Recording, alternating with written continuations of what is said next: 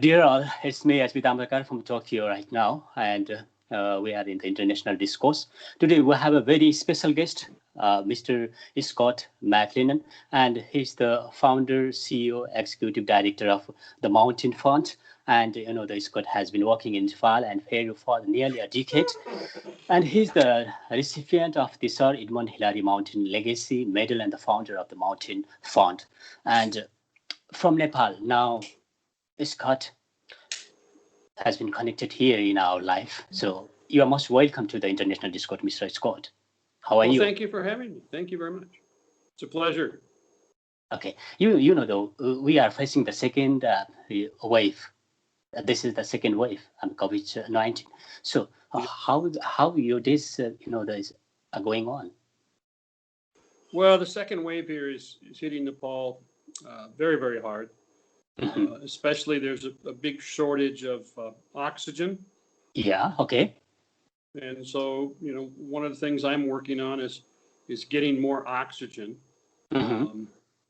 In particular, right now, Mountain Fund is working to raise money for Helping Hands Community Hospital to put their own oxygen plant there, so they can make their own oxygen.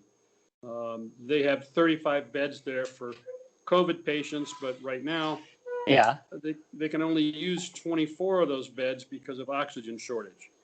So right now we're working to put an oxygen plant there. Not only does that allow them to fill the currently empty beds, about 11 beds that are empty, but once they can make their own oxygen, then the 24 other beds can be on the same oxygen system, and that oxygen can then go to some other hospital to help some other people. That's our hope. Anyway, and that's what we're working on. And also a little bit here and there trying to help some of the youth groups that are out in the field, day to day, working, helping to bring oxygen from one place to another, to fill oxygen bottles and deliver them, which is really brave and fantastic work, because it's a really dangerous time to be out doing that kind of work in Nepal. The risk of infection is very high. Okay. Well, this Scott, now we have a big problem, right? So in Nepal, the people, they are dying without oxygen. It's a big problem. So is there any, a special plan from your side to fulfill this problem currently? Well, the only good solution is to increase the capacity of the country and the hospitals to produce their own oxygen. Okay. So that instead of having to depend on people flying in oxygen tanks from China and things like that, we need an oxygen plant and oxygen concentrators so that we can, produce enough oxygen for the patients. Because, all of South Asia right now is struggling with this coronavirus. So there's huge demand for oxygen tanks. And so we're competing with India, we're competing with Bangladesh and other countries to get this oxygen equipment and to get these oxygen tanks. But as a landlocked country with no seaport, it's much, much harder to get these things here to Nepal. They recently had to fly in oxygen tanks from China, which is a very expensive way to get oxygen. So if we can build more capacity, build more plants, manufacture our own oxygen here, then hopefully we can meet the needs of the people. People won't have to be, sitting outside a hospital dying because they can't breathe. Okay, how the you people are contributing in Nepal? So during the current situation, so can you explain it in detail? Well, the main thing we're doing is we're going to help Helping Hands Community Hospital to install an oxygen plant in the hospital so they can produce their own oxygen. And then the second thing we're working on is there's several very active youth groups that are out in the field. They're taking oxygen tanks and refilling them and getting them. And so we've given a little financial support to some of those groups in order to help them keep doing the great work that they're doing, and very risky work that they're doing as well. This is the problem. So you have a lots of solution also. I mean, you are already connected with the international society. So currently, I mean, the how can the people of the Nepal who existing around the world, and they can help to Nepal. I mean, because Well, you are from Nepal right now, so you know the problem of Nepalese people very well because yeah, you already visited the different parts of the Nepal, Mr. Scott. So well, please tell the reality to the entire world. it's my understanding Yeah. uh, that there's actually a lot of what we call non-resident Nepalis Uh-huh. around the world who are doing many things to try and help the country. There's a group of people who are working in the Gulf countries who recently Mhm. got together and sent over oxygen equipment. I know in the United States they've been raising a lot of money to help fund medical care. Mhm. And so if you're a Nepali living outside this country, Mhm. what you need to understand is even I think way more than in 2015 after the earthquake. This is an even more serious problem, and the country seriously needs your help, every bit of it you can Mhm. give, um, because people here are defenseless. There's only like 1% of the population, I think, has received any vaccination. Mhm. So there's no vaccination that's going to save lives. Um, People are very vulnerable. The transmission rate, the infection rate is huge. It's so easy right now to catch the coronavirus, and the treatment facilities really just aren't available. So if you have relatives, friends, people you care about in this country, Mhm. for the sake of their life, Mhm. look around the internet, find some organization that you want to support, whether it's, my organization, Mountain Fund, or through non-resident Nepali groups, or just look Mhm. on your Facebook feed, and Mhm. you'll see all sorts of youth groups that are active. They're out in the field. They're working hard day and night, and Mhm. people need oxygen and medical supplies. People also need food. We're in lockdown. People can't work, and farm products can't get in from the field. So there's a huge problem with especially people that work, as day laborers, cleaning homes and working construction sites and things like that, who are now without work, without income, and Mhm. they're trapped here in the city, and they have Mhm. no way to buy food. Okay. You know, even that simple a thing, just buy somebody a bag of rice. Yeah. You may be saving their life. Yeah. Of course, you are right. And dear all, today we have a special guest, Mr. Scott MacLennan, and he's the founder CEO of the Mountain Fund, and he's serving for the society for the long decades ago. So we are proud to be here because he's here as our special guest. And Mr. Scott, uh, what should we learn from USA currently? Because the same problem occurred in USA. So you Yeah, know well. So let's yeah. say Well, you we know had a big problem in USA when yeah. our leadership really didn't want to recognize the problem early on. They wanted to dismiss the problem. They didn't believe in the science, Yeah. and so my country got a very late start Mhm. on vaccinations and care for people. We had our own problem with ventilators and personal protective equipment. There was a shortage of those in the beginning Mhm. because our leadership didn't provide the leadership, didn't provide the Mhm. direction, because they really wanted to just sweep it under the rug and hope it would go away. But of course, it didn't go away. Over 500,000 Americans ended up dying. Mhm. Many of them did not have to die, Mhm. but the reluctance of leadership to really take a strong stand, to really speak out to the people and say, yes, we have a problem. Yes, we're going to solve this problem. We're going to get very active. I think it was a leadership failure in America that Uh-huh. led to so many unnecessary deaths. Uh-huh. Right. And Scott, now currently the Vice President Kamala Harris and the President Joe Biden, uh, I mean, announced publicly that we need to avoid masks. It means completely they're, I mean, out of danger, and people No. they can move freely without masks. It's a great message to the entire world. Yeah, we have to learn from there. So yeah, I think the latest that I've seen from the CDC Center for Disease Control, they're saying that if you've been fully vaccinated, then you are safe to go without a mask. But the other part of that discussion is that, for instance, I'm fully vaccinated, so the CDC says I'm safe. I can't catch coronavirus, but I can still give coronavirus to someone. Right? So when I'm around people that I don't know, or I'm going out to the shop or things like that, I wear a mask. Even if I don't need the protection, maybe that shopkeeper does. Maybe the people I meet need the protection. I was just looking at a news article just a few minutes before you called. In the state where I live, state of New Mexico, only a little bit more than 50% of the population has gotten vaccinated, even though there's vaccine readily available.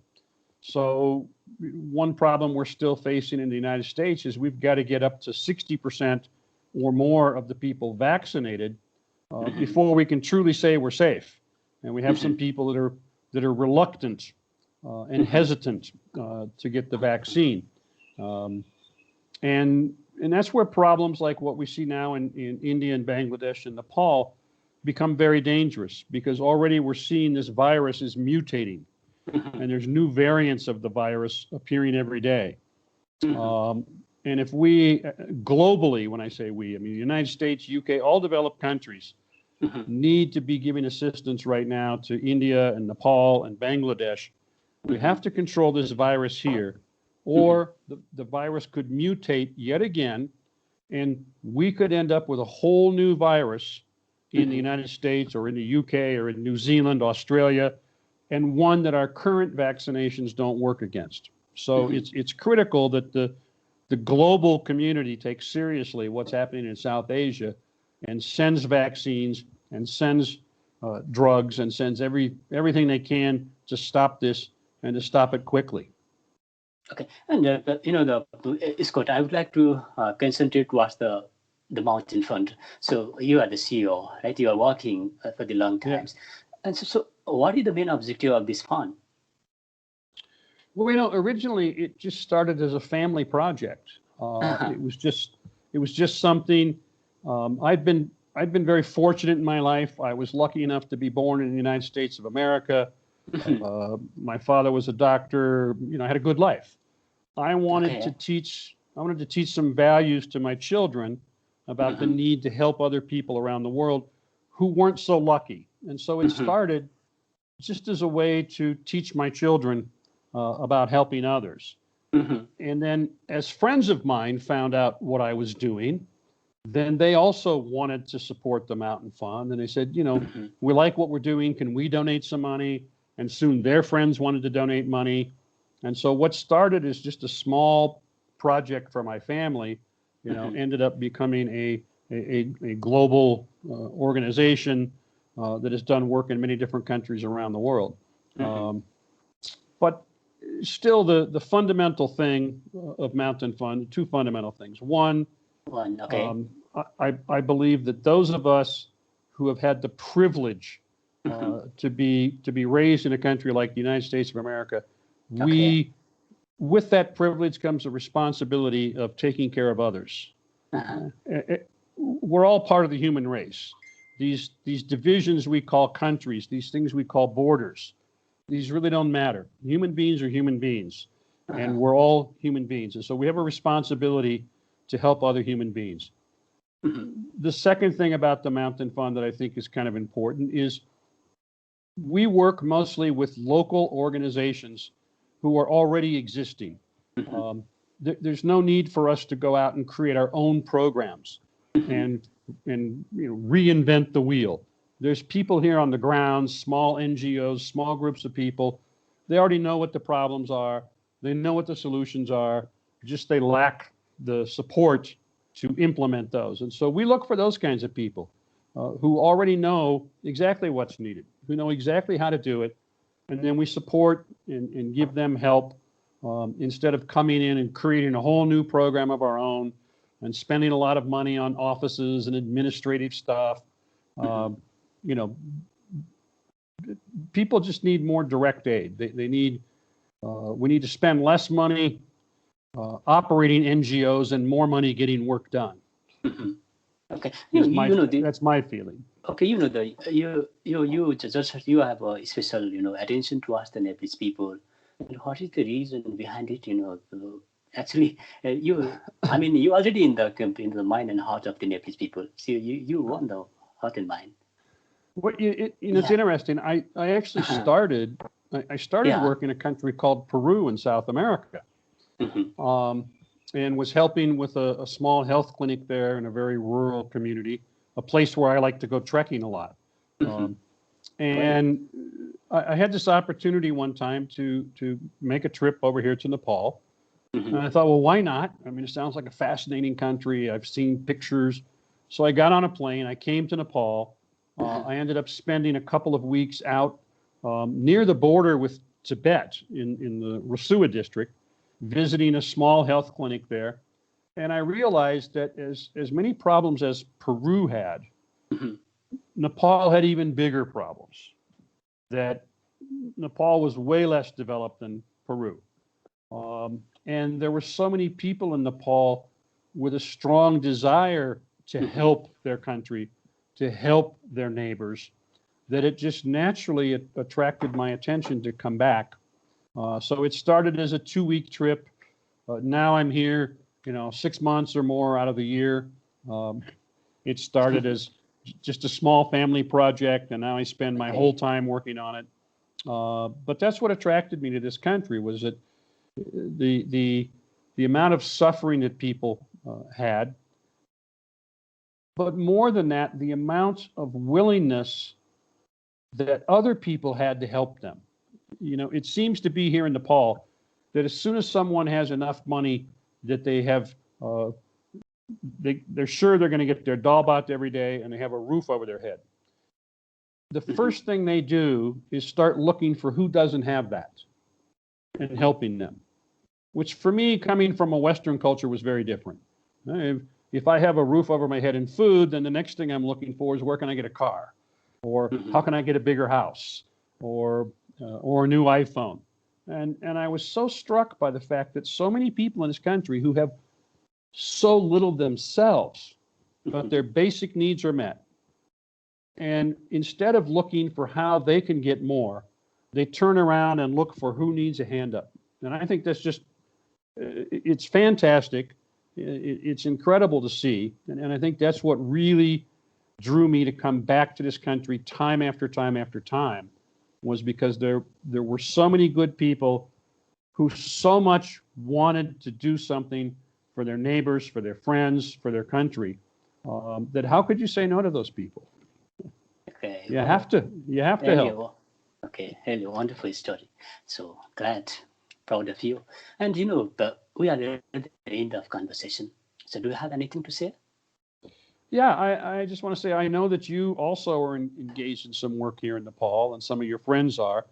At Mountain Fund, we're always looking for good people doing good work that we can associate with, that we can try to promote you on our website, that we can try and help raise money, try and help you be more successful at whatever you're doing on the ground.